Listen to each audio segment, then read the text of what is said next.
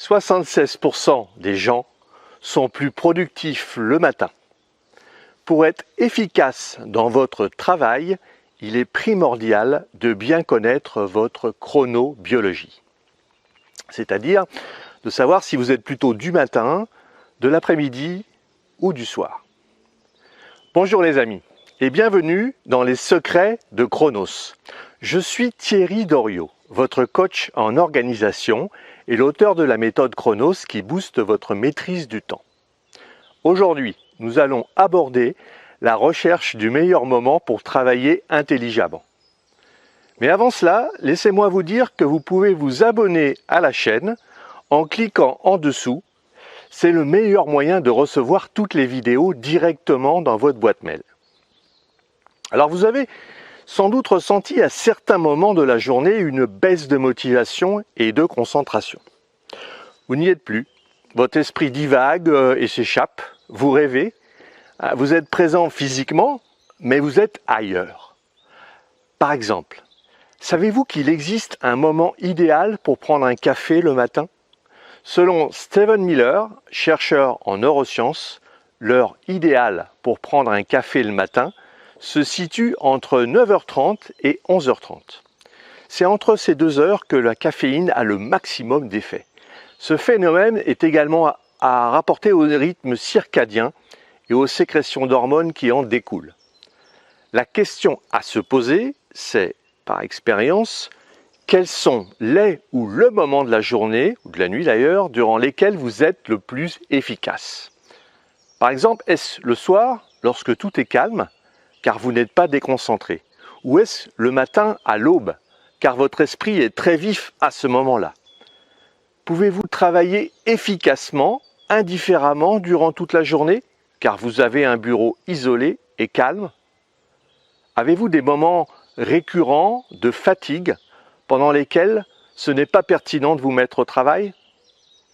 Il serait donc impératif pour la société de décaler les heures de démarrage du travail pour qu'il soit en adéquation avec l'horloge biologique du corps humain.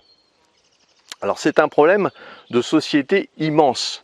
Les gens devraient commencer à travailler à 10 heures.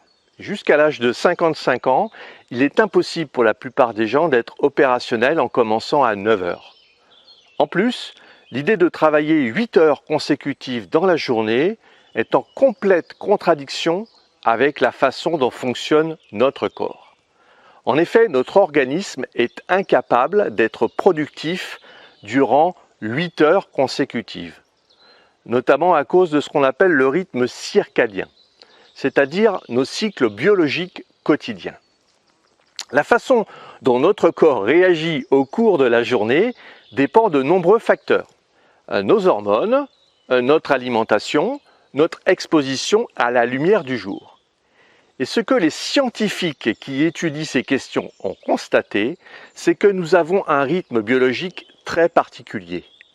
Ainsi, nous sommes productifs à certains moments de la journée, sur le plan intellectuel, et puis à d'autres sur le plan physique. Et à d'autres moments, nous ne sommes pas productifs du tout. Alors lorsqu'on travaille de 9h à 18h à un bureau, avec une pause de 12h à 13h par exemple, on est donc en contradiction avec notre rythme naturel. Alors d'abord, on est en pause repas exactement au moment où notre cerveau est le plus actif. Ensuite, on passe pratiquement un tiers de sa journée, donc de 13h à 16h, à travailler au moment où notre corps est le moins productif.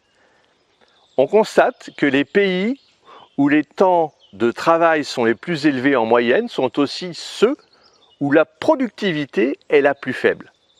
Et ceux où les journées de travail sont les plus courtes sont les plus productifs. Alors le bon rythme, c'est celui que je peux finalement suivre sans danger pour moi ou mon environnement. C'est celui que je ne ressens pas parce qu'il me convient sans forçage. Il est devenu habitude sans lassitude.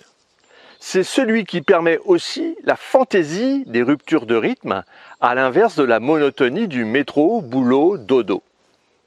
C'est celui qui me maintient dans la paix de l'équilibre et me laisse des plages de liberté pour me reposer. Il ne faut pas travailler plus longtemps pour être plus productif, mais travailler mieux et faire des pauses. Par exemple avec le système Pomodoro. Il est fondamental d'être à l'écoute de son corps en suivant son rythme naturel.